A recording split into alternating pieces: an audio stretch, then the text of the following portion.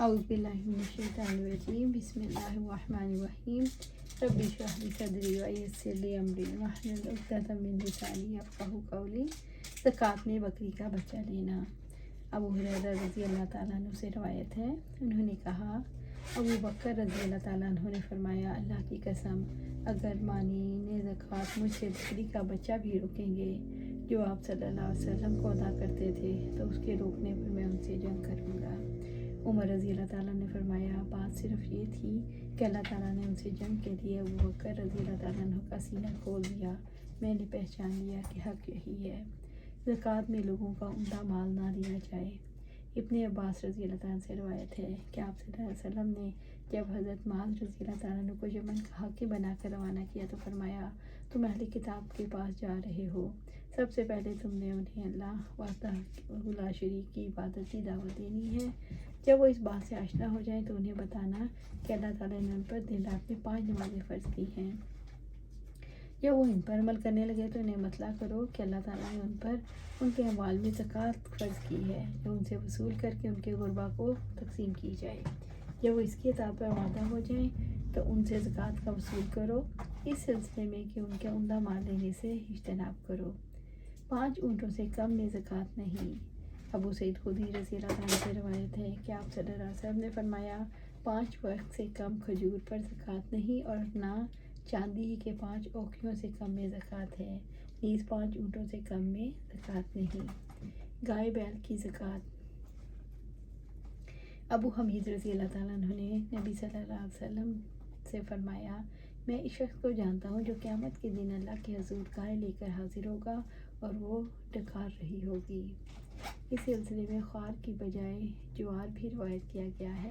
قرآن کریم میں لفظ تجاؤرون کے معنی ہے تم اپنی آوازیں بلند کرو گے، جس طرح گائے اپنی آواز بلند کرتی ہے۔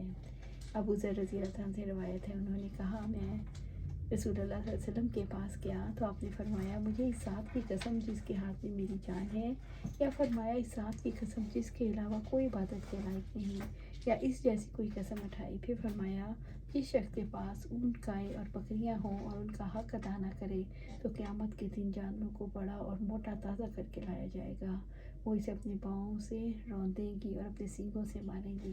جب ان سے آخری جانور گزر جائے گا تو پھر پہلے کو لوٹا دیا جائے گا، یہاں تک کہ لوگوں کے درمیان فیصلہ ہو جائے۔ رشتہ داروں کو زکوٰۃ دینا۔ نبی صلی اللہ علیہ وسلم نے فرمایا، رشتہ داروں کو زکوٰۃ دینے سے 2 اجر ملتا ہے، ایک قرابت داری صلہ رحمی کا اور دوسرا صدقہ و خیرات کا۔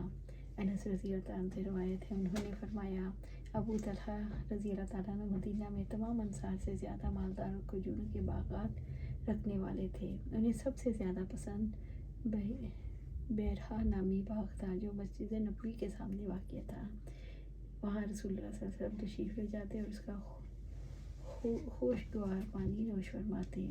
انس رضی اللہ عنہ فرماتے ہیں، جب یہ آیت نازل ہوئی تم نیکی نہیں حاصل کر سکتے جب تک کہ اپنی پسندیدہ چیزوں میں سے خرچ نہ کرو، تو حضرت ابو طلحہ رضی اللہ عنہ نے آپ صلی اللہ علیہ وسلم کے سامنے کھڑے ہو کر عرض کیا، اللہ کے رسول اللہ تعالیٰ فرماتے ہیں تم نیکی حاصل نہیں کر سکتے جب تک اپنی پسندیدہ چیز سے اللہ کی راہ میں نہ خرچ کرو، اور میرا سب سے محبوب مال بیرہا ہے، لہٰذا وہ آج سے اللہ کی راہ میں وقف ہے اور میں اللہ کے یہاں اس کے ثواب اور آخرت میں اس کے ذخیرہ ہونے کا امیدوار ہوں۔